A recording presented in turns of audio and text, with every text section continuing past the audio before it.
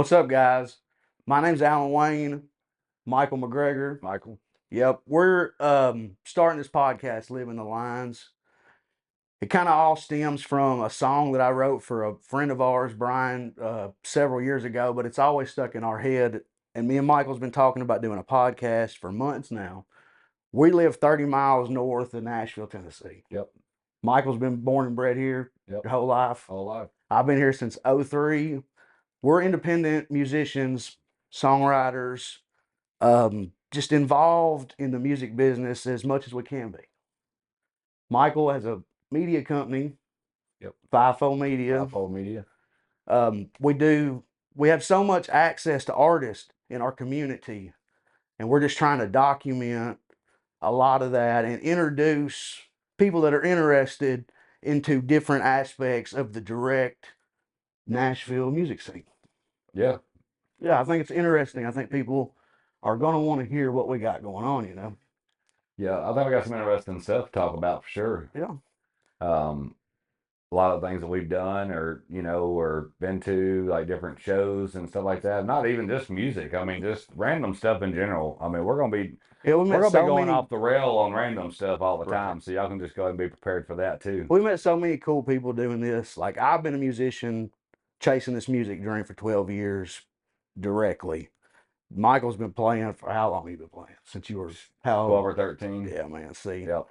And we live here, and I'm 23 now. We're right in the mix of everything that's really going on, you know, with the music business. You know, we've been in every aspect of it at this point, you know. Smack dab in the heart of it. Right, man. We have just, you know, and now we're even branching out into some alternative stuff. Right. We got a Nirvana tribute show coming up in a couple of weeks. And we're going down to shoot some media and stuff for that, photography and some video stuff for that.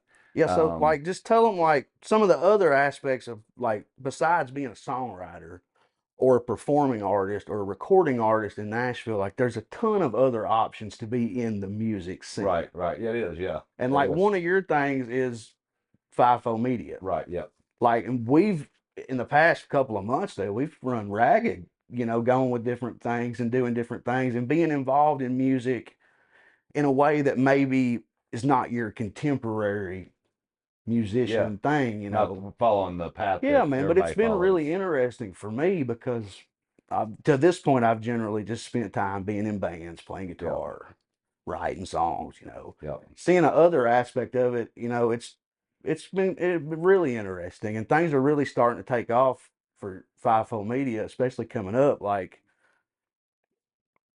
the Nirvana thing is going to be really cool, man. It's going to be huge. That's down at the Basement East in Nashville on January 9th. Yeah. And that's just something I kind of looked up and got. And I think those guys are from North Carolina. Yeah, I think so. I think so, yeah. But I love Nirvana. I love that whole time period. And you're going to go do all the media. Yep. Is it mostly just photography? Or I'm gonna do you're going to do video and stuff too? I can't go to a Nirvana show, or it's a tribute show. We keep saying Nirvana. Yeah, Nirvana cover their band, name is, tribute Their name is actually Nirvana, or Nirvani. Right. I think it's Nirvani is how they pronounce it. I've seen it. The end of it's an I instead of an A. Yeah. And but I'm just going to always refer to them as the Nirvana band. Right. They're just a tribute band. They're a national touring, or at least maybe East Coast touring tribute band. And from the stuff that I've seen, they're going for They nail it. Like, look, they're smashing the guitars and stuff. I hope they do that. I mean, I can't go to a show like that and not get video stuff and just be like, hey, I'm just going to do pictures. But we're going to have, like, backstage, we're going to have full access to this experience, you know, and it's a whole level of the music business that people aren't generally familiar with, I think, for sure. You know.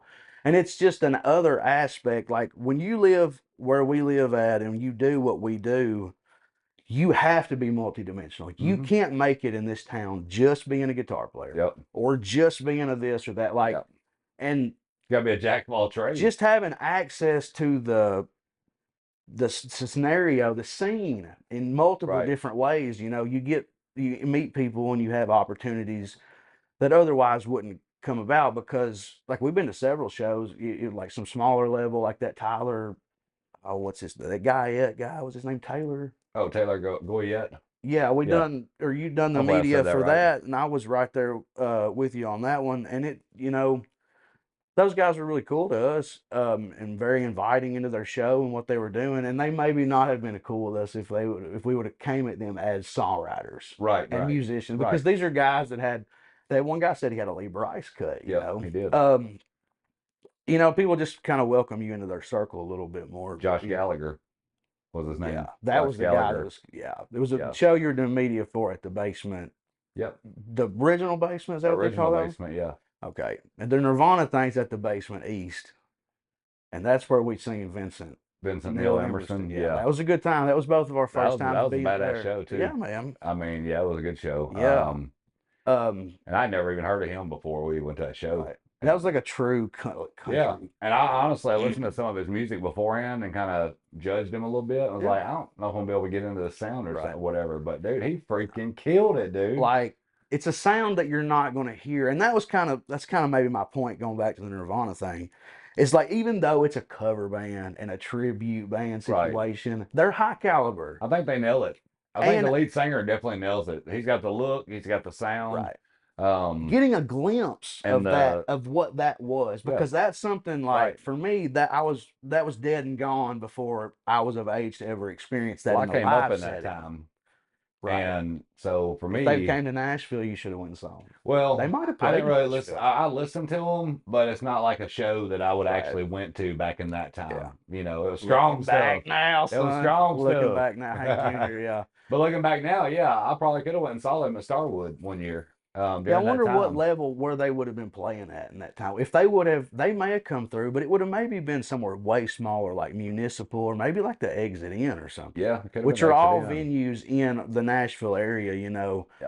And that's another thing about being where we're at. You just you get the opportunity to see so many different people, like Vincent Neil Emerson. That's a guy that's coming up, and he's made a pretty good lane for himself in that genre of music that's way outside of the mainstream thing. Yep. But they're out there doing real musician shit, playing with real amps and putting a real band together and going out and writing real songs.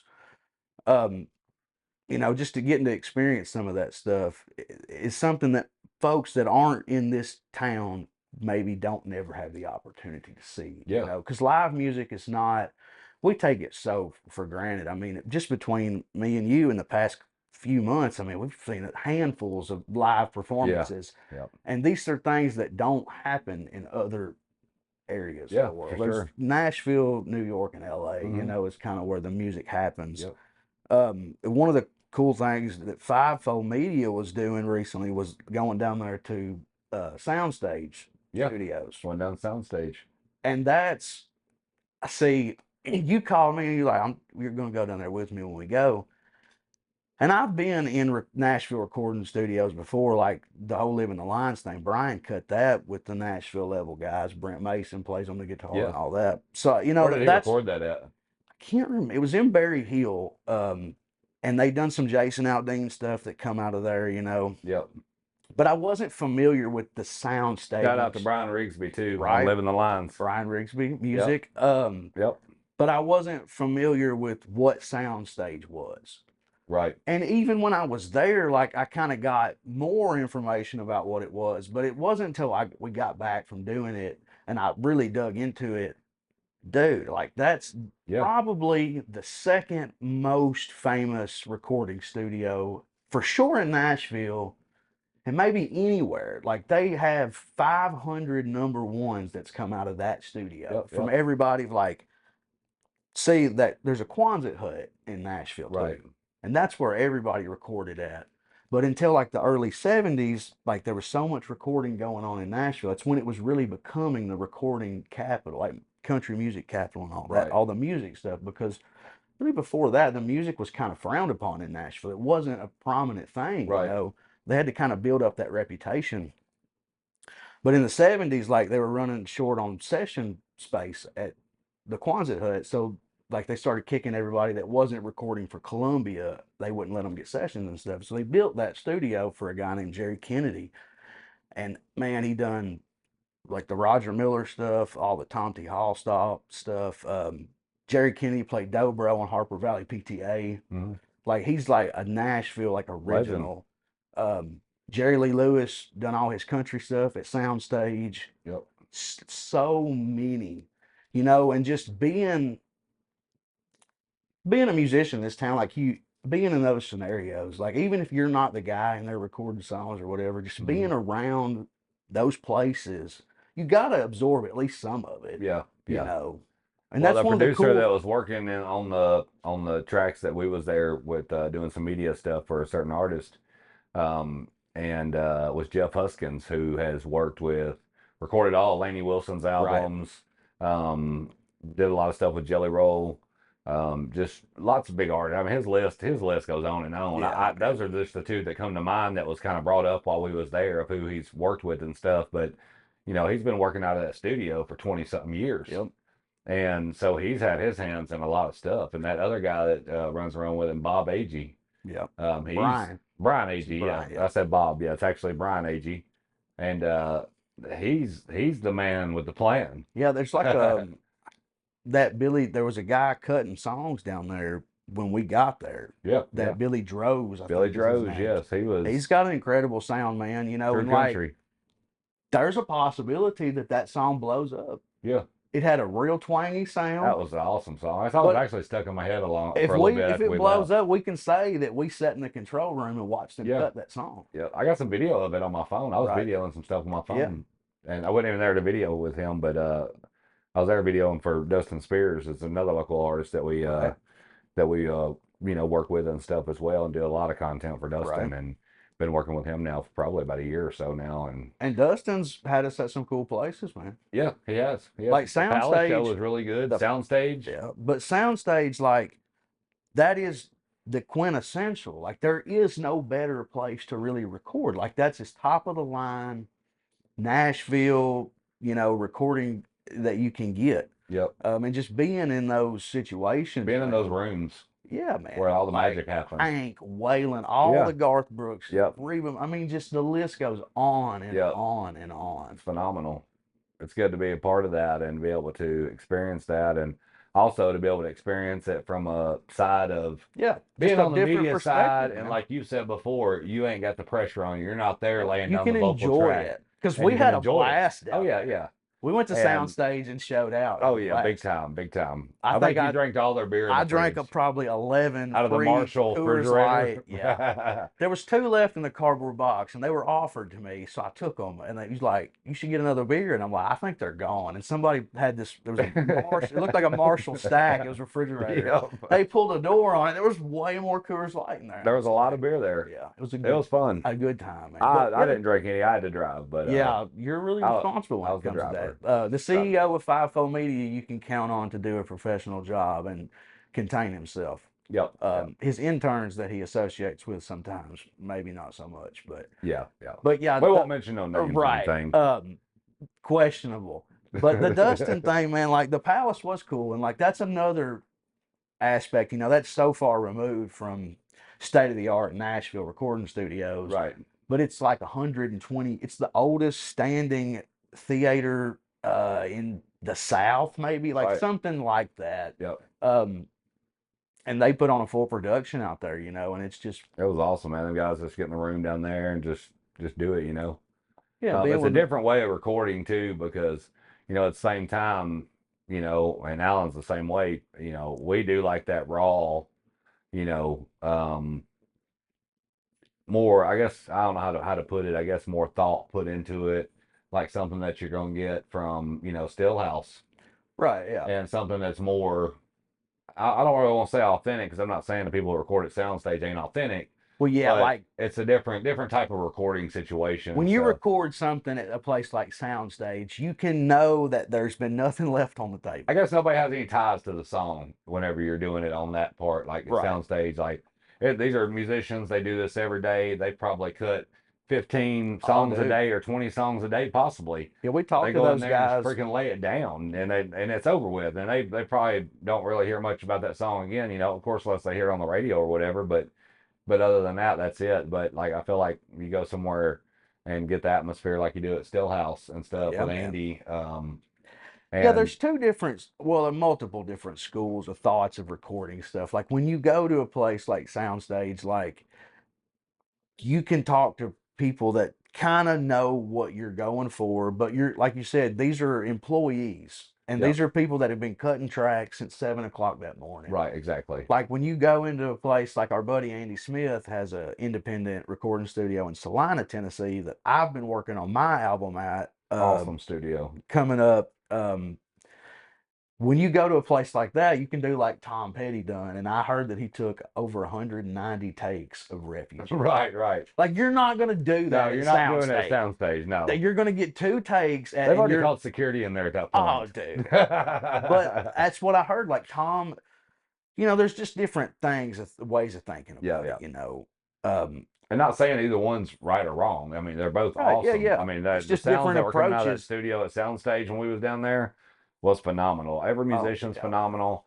They're like the top of the line at the top of the line. Yeah, there's nothing left on the table. That's what I was saying. You don't have to worry about, did you get the best harmonica player? Oh, did you get the best It's definitely the best. Yeah, there is nobody better. There can be different flavors, but there's nobody better. Yeah. That's awesome down there.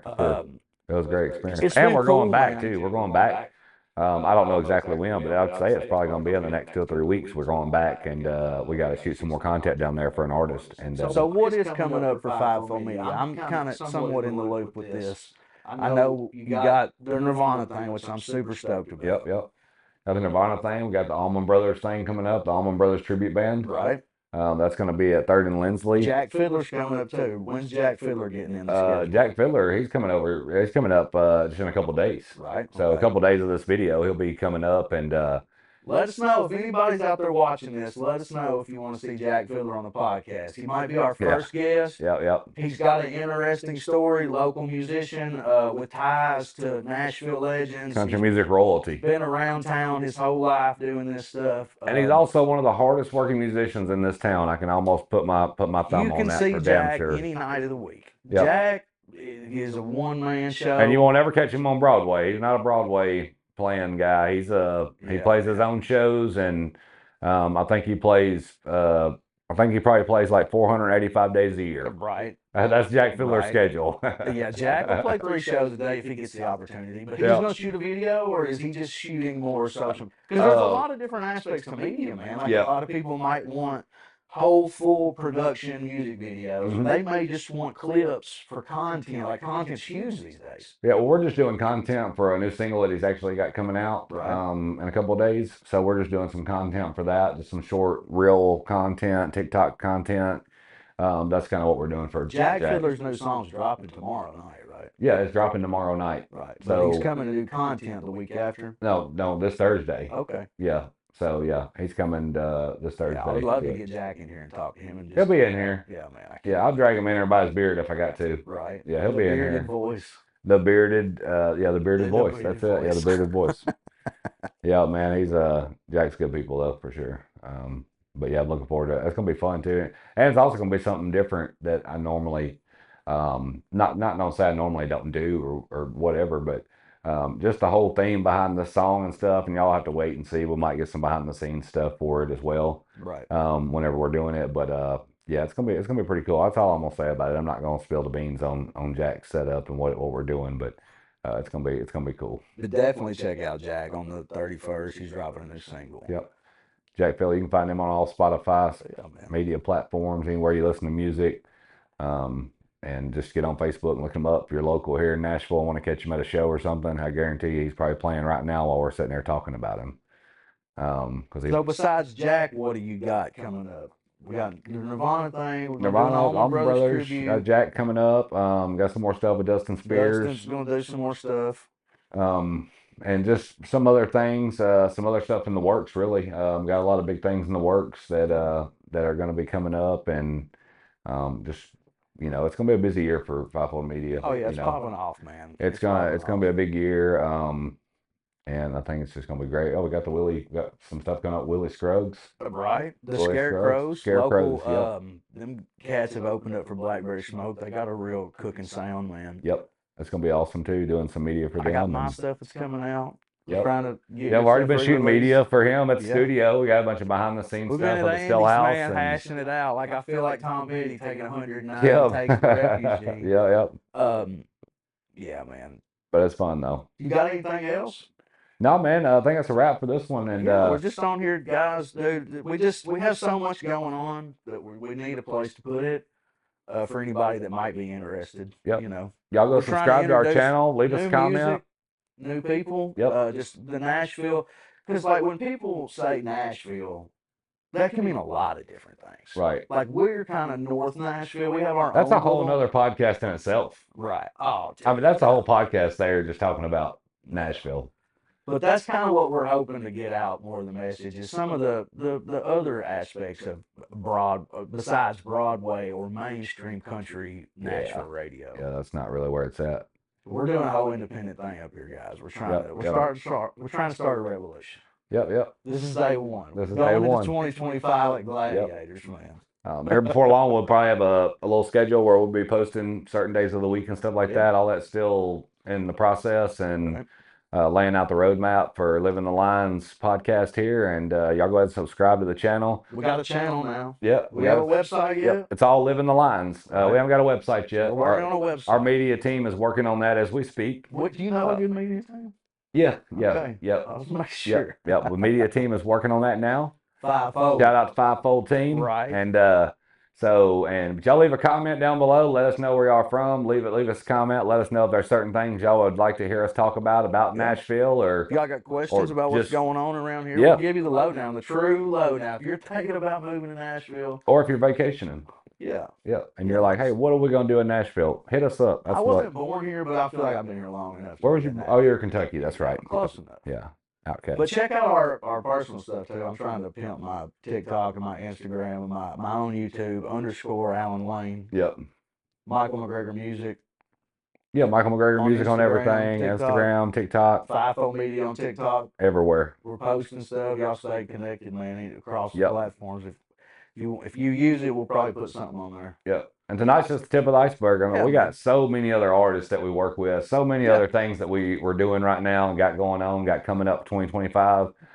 This was just kind of to get Living the Lines rolling, and this is the first video. We've been talking about doing this for months. We have. Like literally months. And like there's so many times like we're riding in the truck, going to gigs, and we're just rambling. Like I'm preaching about how much I love the Allman Brothers or Leonard Skinner. He's telling me every Hank Jr. story. We have so many stories about all that random stuff too. We got surely maybe somebody wants to hear this. Like what we was talking about the other night. Which one? When I was younger. Oh, yeah. Strong stuff. I don't know if they're ready for that yet. That's going to be a few episodes away. That's going to be a good teaser for next time. Yeah. Maybe if y'all tune in long enough, I'll get you to tell us. Yeah, it's going to be a few episodes, but we will get into that. So if y'all want to stick around and hear the Strong Stuff story, we'll call it Strong Stuff story. Right. And because it's if you see that title pop up, you'll have to. If you see the title pop up, Strong Stuff, we're just like fucking country music dorks, you know. Yeah. And we just happen to end up right in the heart of it, man. Yeah, it's pretty weird. Yep, lived there all my life, in our little town we live in, and it's great. And our undisclosed location. Undisclosed. We're just somewhere north of Nashville. That's all you Security to the podcast room. The studio's locked down. All right, guys, man, that's all I've got. See y'all next time. Y'all take it easy. Thank y'all for tuning in. Yep.